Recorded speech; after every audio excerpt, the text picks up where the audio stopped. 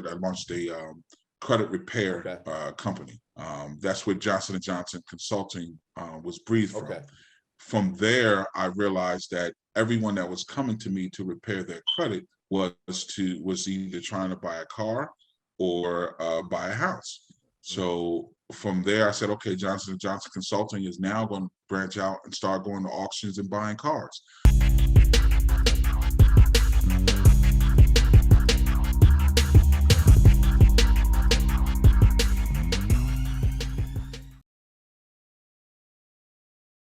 Our podcast mission is to provide our viewing audience with an insight into the creative thinking of entrepreneurs, community organizers, and business leaders.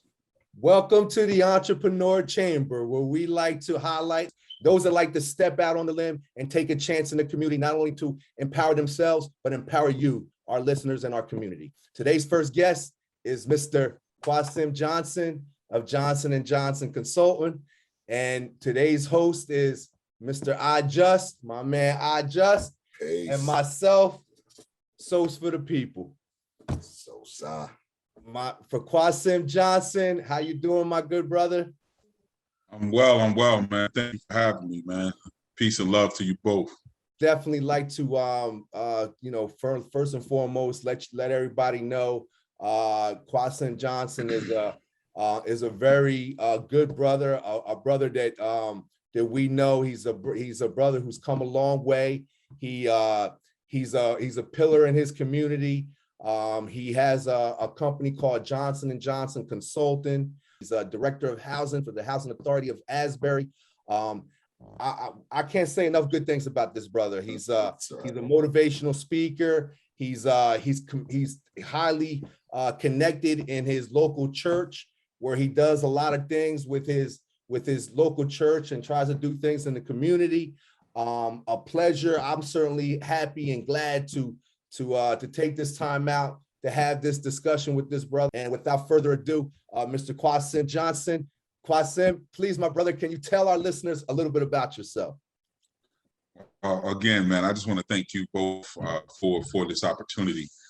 You kind of summed it up, so you hit the nail on the head, man. Like, awesome. I'm just a person that I believe in people, man, and I try to pour back everything that I've learned and that people have poured into me. That whole pay it forward mentality. As I age, I'm realizing that, because you've been chasing success my entire life, and for so long I thought success was money, and I'm realizing as I'm growing that success is based off of seeing other people be successful. And that's been, my main mission, man. It's just trying to help others get to their next level. And in doing so, it automatically elevates you. Man, that's excellent. I certainly know, I know, quite a great deal about you. I know that you're certainly everything that you just said, you're passionate about and you're truthful about it. It's authentic. Let me ask you a question here, Quasim. Now, saying that, how has your experiences or your life experiences got you to the point of wanting to get into entrepreneurship? If that's a great question, man. And if I look back at my life, I've kind of always been an entrepreneur. I've kind of always done something to get to a dollar, or to put a team together. Dreams and visions, they ain't always work out. They weren't always on the up and up. They weren't always something to be proud of, but I always had a drive to say, there's something more out there. Let's go get it. And I learned at an early age that I had the ability to lead, and people listened. The problem that I've always ran into as a youth is that just was leading the wrong way. Hello, my name is Anthony Ambros. I'm one of the co-owners here with New Age Cleaning and Maintenance, located in central New Jersey, handling not only New Jersey, but the tri-state area as well. What separates us from other cleaning companies? Well, I believe it's our work ethic and our ability to communicate with the customer. I think that that's what separates us apart. If you've had experienced problems in the past where you've had problems with your present cleaning company, such as poor work ethic or lackadaisical effort, or maybe even a communication problem, then we're the company that you need to call. I said, all right, I need to go get my real estate license. But then I went and got my real estate license and started helping people, purchase homes. So I was specializing in first-time home buyers.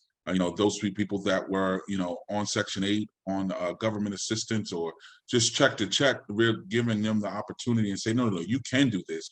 This is the plan. Let's work together to, accomplish it. And to date, man, we've put close to 17 people in homes.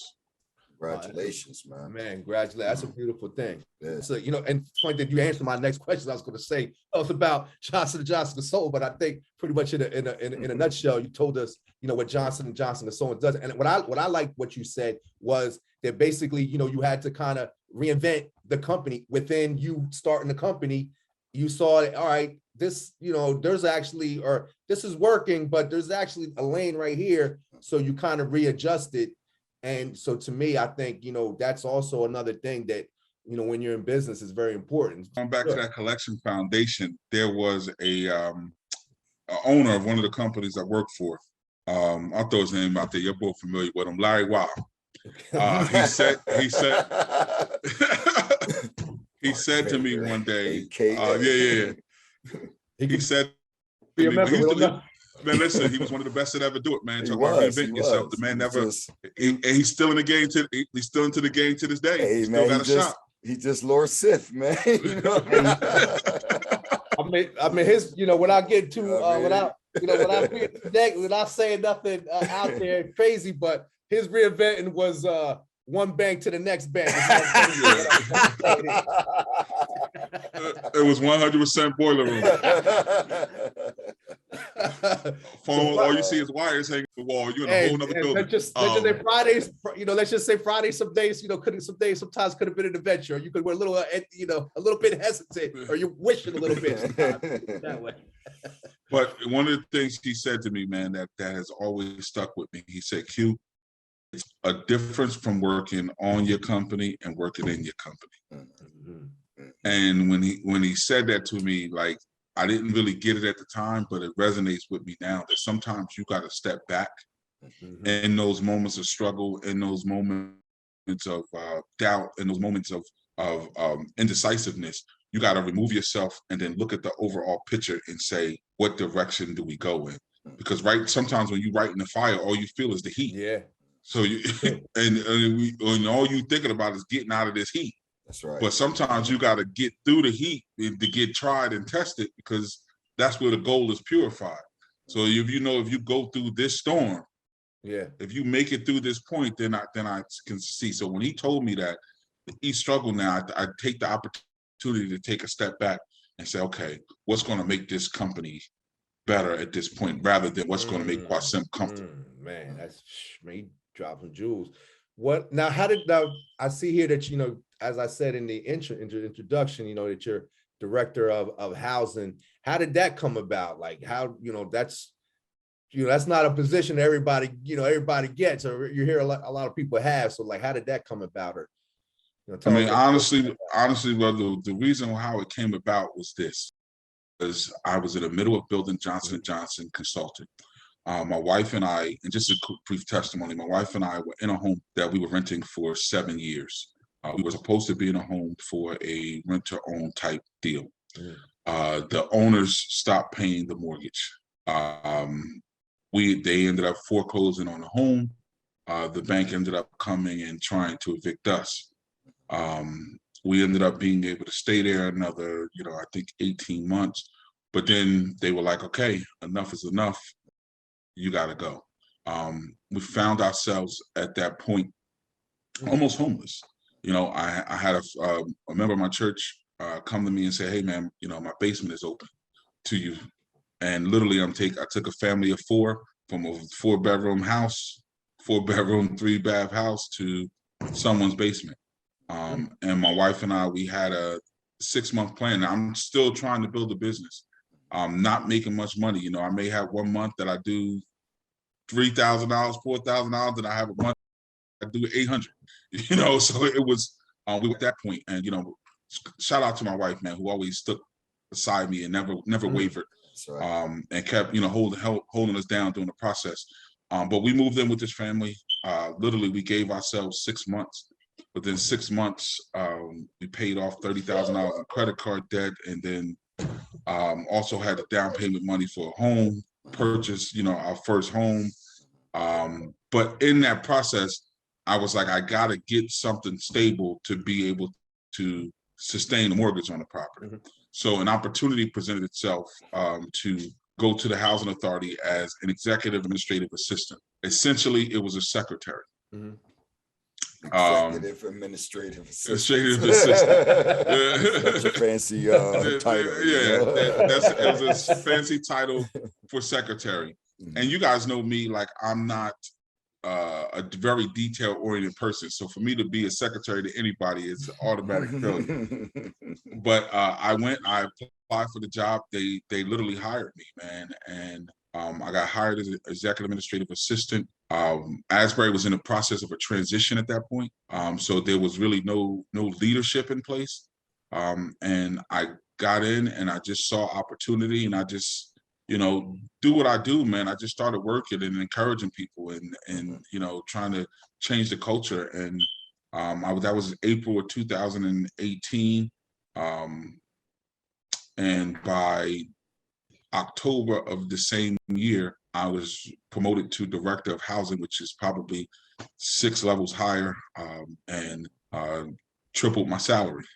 So it was one of those things, man, that it was God, bro. It wasn't me. It was divine intervention that put me in a position to be a blessing to others. Because from that, as thankful as I am, I'm more thankful the fact that there are 4 individuals that came behind me that leveled up.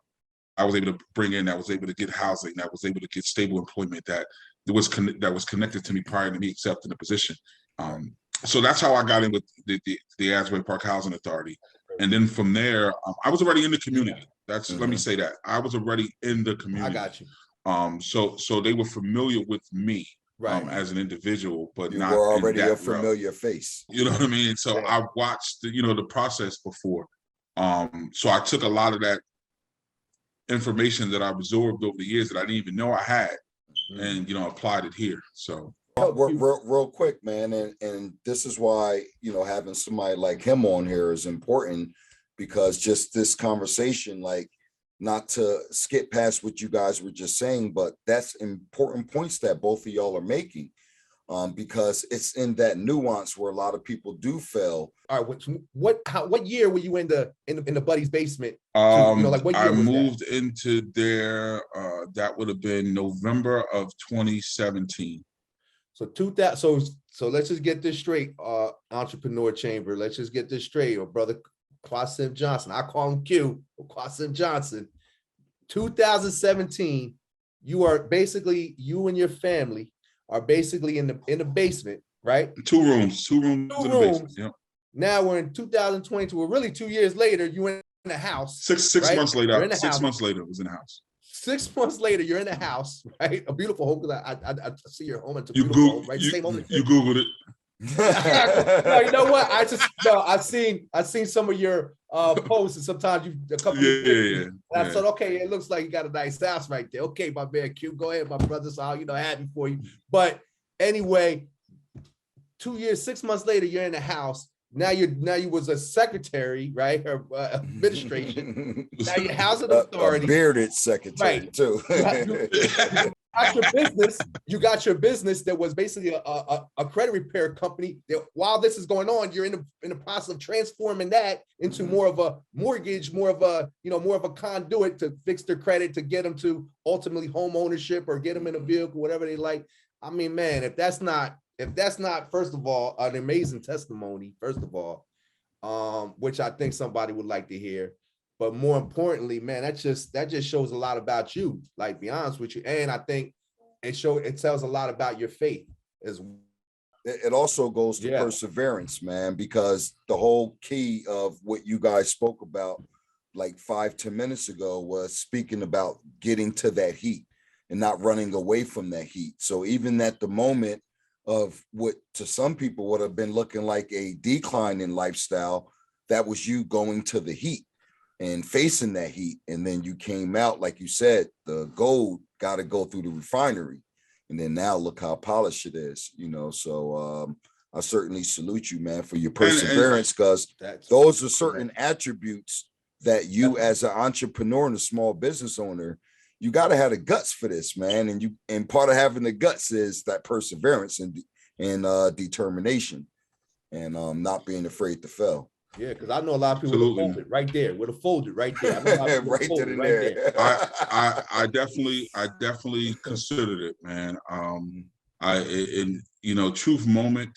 At that time, there was times during that season in my life, man, that I really sat in my car thinking, how can I run into this bank and get this money real quick and not go to jail?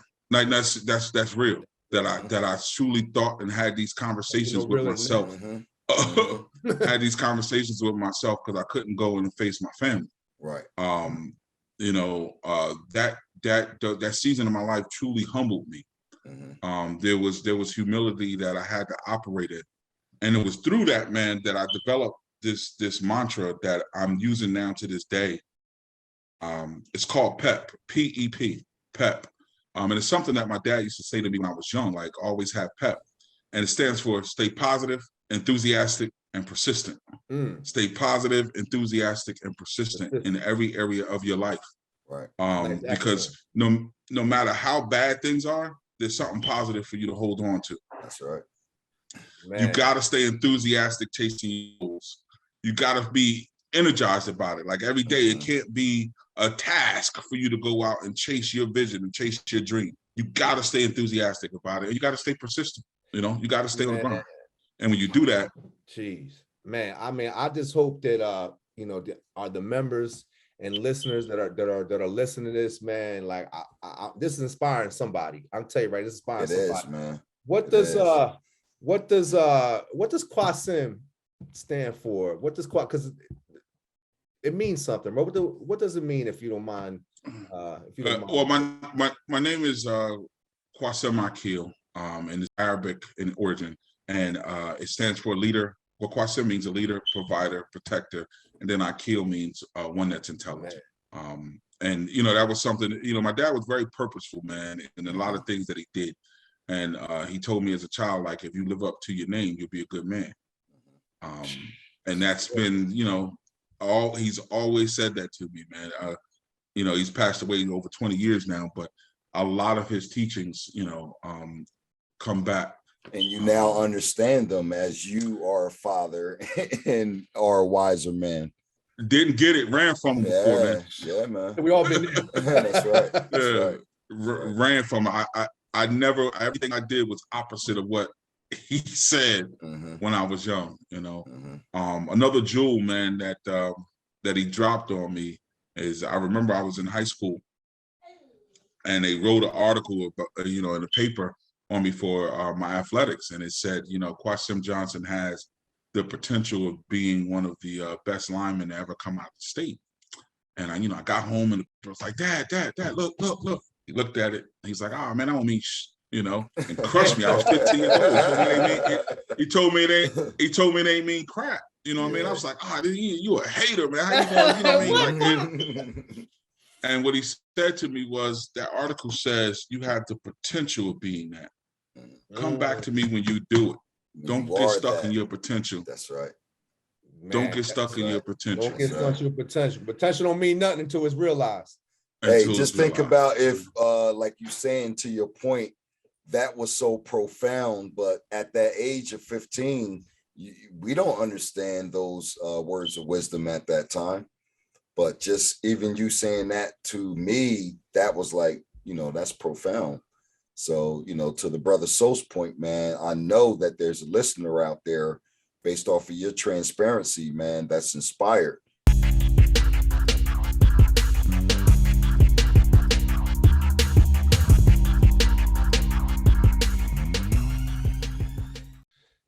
Quasim, just hearing you speak, it makes me want to ask him, because obviously family, just hearing your testimony, hearing a lot of what you're saying, it's obvious to me, and I'm sure to our listeners and our members, that family, church, is all, is obviously real important to you. And, just doing some research on you and following you, obviously, and knowing you, I know that you are heavily involved and have even started, ministry and have been active in your church. Can you tell our listeners a little bit about that? Yeah, absolutely, man. I'm definitely a man of faith. And my church community, Triumphant Life Church, Oceanport, New Jersey, Pastor Lyle Akins, has been there 13 years now. And I ended up there at a time in my life, man, when another transparency moment, I was fighting the case. I caught a drug charge back in the day, 2007, I think it was. And I was just feeling like everything was over. And I remember some of the teachings from my grandmother and my dad, and I decided to go back to the house of God and just began to get around some positive people. And God has, began to reveal some things to me that have been dormant for some time. And the transformation began to happen in my life. Transformation began to happen in my marriage. My wife and I were struggling at the time. There was a lot of difficulties, and transformation just started to happen, man, because I began to change. And that was important for my why, because I wasn't doing any of this for me. It was about my family. And so I give all credit to God for that transformation. And there was an obligation of me to make sure it didn't just stop with me. That others became aware of the possibilities when you let go of yourself, but then allow yourself to become the best you. So, and then my family, man, they are my number ones, man. Like my wife, like I said, we've been together 23 years now, and she is 100% my rib, man. Everything that I'm not, she is. She knows me better than I like to. It gets on my nerves sometimes. She knows me so well. It really does. It's frustrating because it ain't like she could just look at me like, nah, that ain't the case. And say you've been 23 years in, right? Yeah, exactly. Yeah. So I appreciate her, man, tremendously. And that song by Fabulous, "You Make Me Better," is 100% truly, who she is to me. And then, my two beautiful girls, man, they make parenting easy, because they are truly daddy's girls, and they do everything, the way that they're supposed to do them. Now I'm waiting for the ball to drop, because I know it always does. Something gonna rock it a little bit, but as of right now, man, they are, and they will continue to be. Let me speak positively over their lives. They will always be positive influences here. So, I know the value of creating generational wealth, and that goes beyond just financial wealth. There's intellectual wealth, there's spiritual wealth, there's emotional wealth, there's physical wealth. All of those things are necessary for the overall body. And as we always say, man, builders builds, and that's no matter what environment you in. Man, that's right, man. Hey, I know that family motivates you, as you just said. Your wife, your children. So was it almost an easy transition into like being a motivational speaker? Because I know that you do motivational speaking now. So like from all your life experiences, and then your walk with God, honestly, and then family. Honestly, I never considered myself a motivational speaker. Everyone else, has kind of like put that title on me, like, you should do this, you should do this. A lot of the stuff that I shared and done was my own personal stuff, was me talking to me. Yeah, your testimony is motivation. Yeah, was me just encouraging myself. Because you don't have to, I tell people all the time, man, you don't have to look for outside influences to motivate you or to encourage you. And so when things drop into my head, I'll just jot them down. Thoughts, ideas, I put them down on my phone, and I can go back and revisit them. So, and then I expound on them. So have you done motivational speaking? When people put that moniker on you, did you say, okay, you know what? This is almost by popular demand. So were you going out and doing speaking engagements? I have, and I have. I have impromptu engagements. And if, others, agree with that, or they find some sort of common ground with that, so be it. But it's not something that I'm doing for any sort of monetary gain whatsoever. Yeah, absolutely, man. And when you start doing things like that, just organic and out the love, making money is just a byproduct of that. That's the reward. It comes later, especially when that's just not your foremost thought. So thank you for answering that, man. So what was like some of the best business advice? One I think I mentioned was Mr. Wow, L Dub, with being and knowing the difference between working in your business and on your business. Another is partnerships, man. I had one of my mentors, Rob, who used to always tell me, just like, you can't do everything on your own. Sometimes it's better to outsource some things. You got a network. It may seem like it's costing you, but in the long run, it's going to help you. And that was one of the things that I learned early on, was not trying to take everything on myself. And two, not relying on family and friends to support you. Not relying on family and friends to support your vision and what you're doing, because oftentimes those are the first people that we try to market to, that we try to pitch, that we try to get involved, because we understand the benefit. And a lot of times it's not just, like I said, it's not just so you can gain a client, it's that you can help them and they can be a success story for you. But oftentimes people that know your past are the people that know your past oftentimes don't see your transformation. I may say in that aspect, man, it's more like you've grown. It's your transformation, but maybe they haven't grown. Right, wrong, or indifferent. It's not like it's a right or a wrong thing, but maybe they haven't grown as you made your transformations and you've gone through your trials and tribulations. And I also think too that if, listen, this is a real podcast and we speak about real things. And I think if we're really truthfully being honest, there's two things, but there's a lot of pain in our community. Because there's a lot of pain in our communities, there's a lot of mistrust.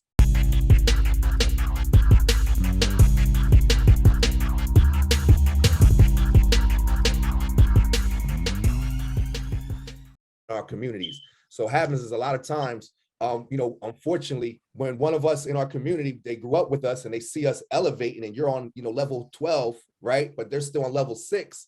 It starts to become a resentment, a hate, and it's not something that it's because of so much that has happened. A lot of times we get stuck there. And unfortunately, a lot of times in our community, we stay there. It's a mixed bag too, fellas, because, we all know solid people, not to generalize, but we all know solid people that can work with us and help us out. We've all done work together before.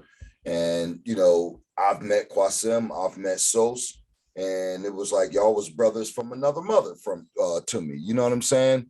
And then you may have some brothers that, y'all fall out. And it really, again, like Sos was saying, it may not even be nothing pertaining to you per se. It could be something that they're projecting on you based off of their own situations. So I just think like sometimes recognizing all the different variables of us, and sometimes it is hate, sometimes it's overzealous. Some brothers are, admire what y'all do. You know what I mean? And, that's who we really are looking to reach out to, man, is those that admire what we do and want to emulate what we do and want to share those experiences by coming and saying, hey, bro, like I went to SOS before I started my cleaning business and was like, yo, bro, like, you mind if I sit down with you, take some notes? And the brother was like, man, come on. And I asked him, I was like, bro, like, why are you showing me all this? He was like, man, you think I can clean all them buildings out there by myself? He was like, man, there's so much money out here. And so there are people like that. And just for the listening audience and our viewers to understand that not everybody, even when it comes to family and friends, are going to be like that, that you still will have those group of people that will support you. And it kind of just wanted me to go into the next question, Qua, what you were kind of even just answering, but how important is building a team as far as business goes? How important is team building? That's another great question. But before I answer that, let me quantify and my statement with family and friends. The reason why that was good business advice for me was it was more based off of not limiting my circle. You know, because what they were trying to convince me of is that your circle of influence, your circle of impact was bigger than what you're seeing right now. That there are people that will hear you, there were people that you need to reach, people you need to talk to that are outside of those that you're already connected with. So don't limit yourself to, you know, your families and friends when you're out. When you're walking in Walmart, you gotta let people know that you have something to offer. And that's it, shit. Always ABC, always be close. You know, and that's another that goes back to collections. To your next question, give it to me once again. Can I just say something? I just think Qua, for our listeners, Qua was cleaning that up in case he gets some family friends, some family in here. But, it was like, oh man, what is he doing? I ain't fooling with that boy. I'm so glad you caught my assist. Because come on, let's be honest, fellas. Like people will hear and take that little snippet, Qua, and run with it. So I was like, let me help Qua circle that right on back. Exactly. So when you said, let me and quantify. Nah, because you're right, Good man. word, my brother. Quantify. You know what I'm saying? Nah, facts. No, but there are some, you know, man, some family members, man, and friends that have always been supportive, man, and I appreciate each and every one of them. From the time, and I didn't touch on this, man, when I was struggling and building a business, I was selling barbecue, man, at gas stations, at events throughout the thing. I would literally load up 2 grills on the back of my pickup truck, man. No, excuse me, I didn't even have a pickup truck. I was to borrow my boy pickup truck for $50 and tell him I would fill a tank up, load my grills up on the back of it, and go set up barbecue tent, man, with my whole family and sell barbecue, man, to make $600-700 on a Saturday afternoon. Right. Oh, that must have been some good barbecue, man. $600-700. Right. Nah, yeah, bro. Get some birds up there. Let me get a beef brisket, whole brisket. You know what I mean? Yeah, we used to do it up, man. Dope, man. You know, and people still ask for us to cater, and I just don't have the time. Yeah. But it was definitely something that was a gap filler. Right. When you got a hustler spirit, man, it don't matter where it is, you're gonna find a way to get to $1,000. Right. Like, and put you anywhere on God's green earth, man, you're gonna triple your worth, bro.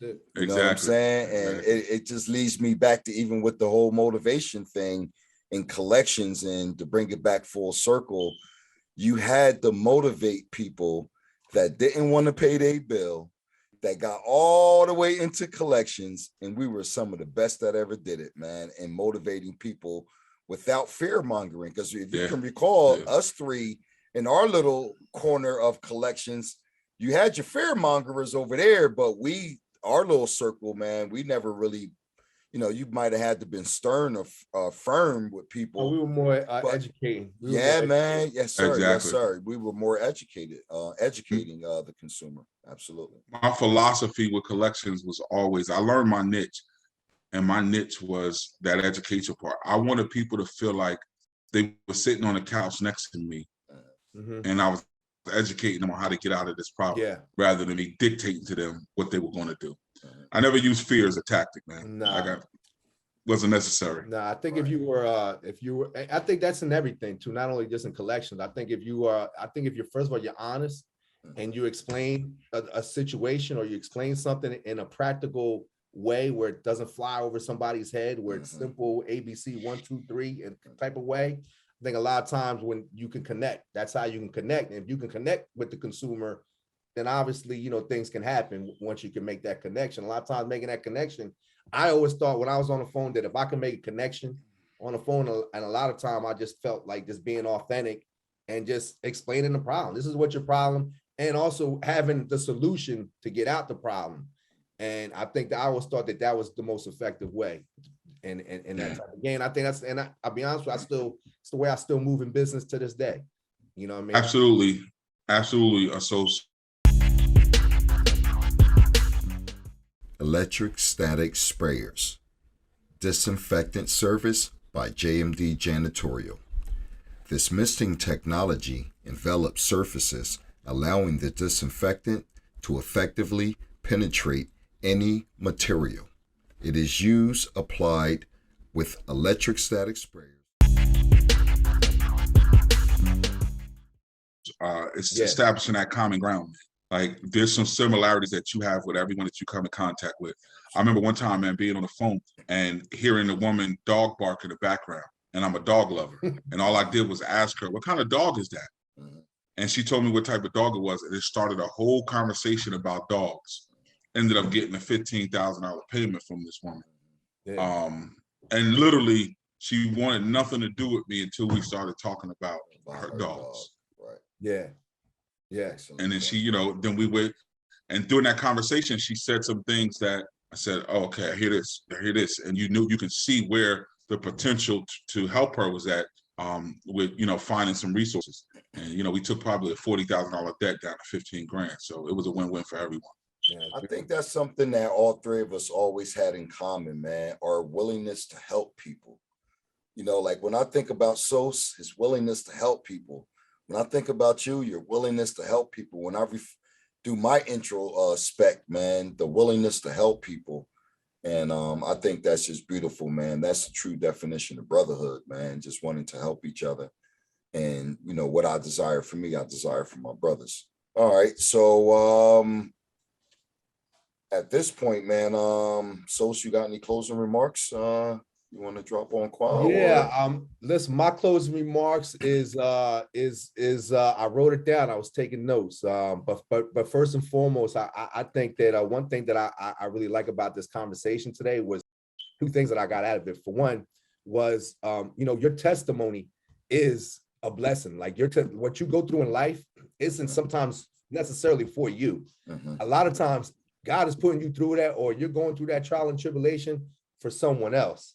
For some, you know, because someone else is going to go into that same story. There's somebody who's living in somebody's basement right now, or maybe living in a car that may have heard your testimony right now, and you just may have motivated that person. Yeah. So I always feel that, you know, Facts. and this is something I've always learned, that I learned myself, and both stuck with me. You know, it's one thing to be blessed, but it's a whole nother thing to be a blessing.